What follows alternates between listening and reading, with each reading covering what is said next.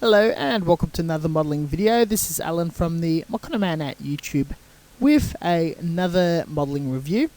We are looking at the early version M551 Sheridan by S Model, my current favourite manufacturer of small scale armour. This is a recent-ish release and we'll be building it and reviewing it.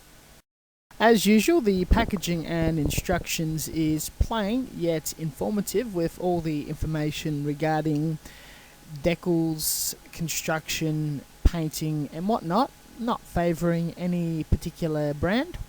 Just a heads up, the Sheridan is a US Vietnam era tank. It is a very interesting yet somewhat of a failed model, being made out of a very thin aluminium to be dropped out of aircraft, with a very short range missile launcher as a cannon.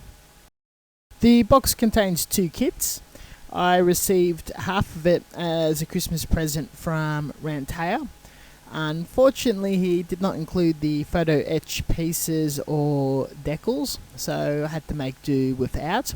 The photo etch was just very fine hooks and bits and pieces that was not 100% necessary for the build.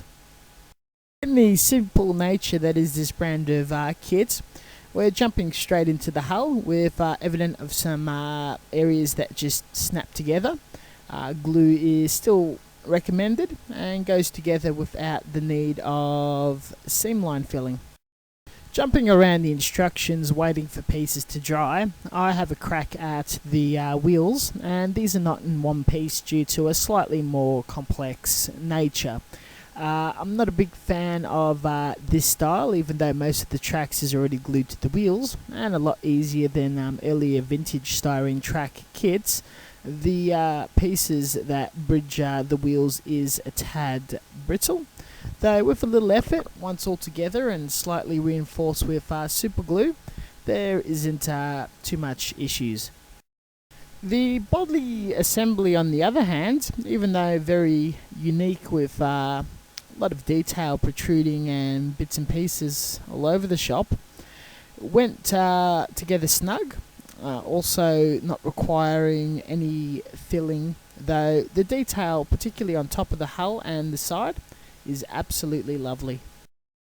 The turret is chock-a-block with fiddly and small parts. I wouldn't recommend gluing everything down in one hit, as dramas could arise. But step by step, I'm up to putting a lot of the top detail, hatches, machine guns, whatnot on top. Be careful, the machine gun barrel, it can snap. And in the later session, all of the grenades and storage boxes on the side, which gives this tank a menacing and interesting, unique look. Now we're adding fine detail around the hull, lights, tools, whatnot. Even though the earlier kits of this range has been very simple in half a dozen parts, as we're going into more interesting and bizarre subjects, particularly modern armour, these kits will have to get complicated over time, requiring more parts. Though still in its fine fit state, I've got no particular problems with that. The kit itself I built in 2 sessions, and I've only probably invested around 4 hours to get this together at a very slow pace, cleaning nubs and sanding seams and whatnot. Once all put together and cleaned up, we have a rocking finish. This kit will definitely be quite a joy to paint, with all sorts of interesting detail grabbing for your attention. I airbrushed some Tamiya surface primer across the entire kit.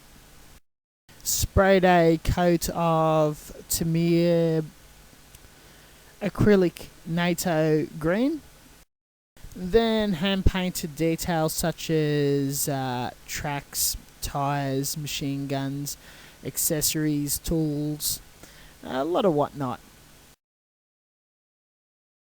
Wanting to capture all the ammo boxes, grills, vents, rivets, whatnot, I did the usual weathering techniques, though pushed it a tad further with a bit of different greens dry brushed for paint chipping, and quite a liberal amount of mid-production pigment, light dirt colour to symbolise mud from the period. I managed to find 2 white stars to slap on as decals. Not the exact shape, but not too concerned. And a clear matte top coat, which led to this finish. It was a fantastic build, highly recommended as a basic beginner-friendly kit or anyone interested in the subject. Highly recommended, and I'm generally really pleased. Some might see as overweathered, but I'm quite happy and more than proud to take this to any competition or display. Thank you very much for watching, and as always, see you next time. Stay tuned for more armor build reviews and of course the usual Gundam and tutorial content on this channel. Let us know if you guys are after anything particular, and we'll see you next time.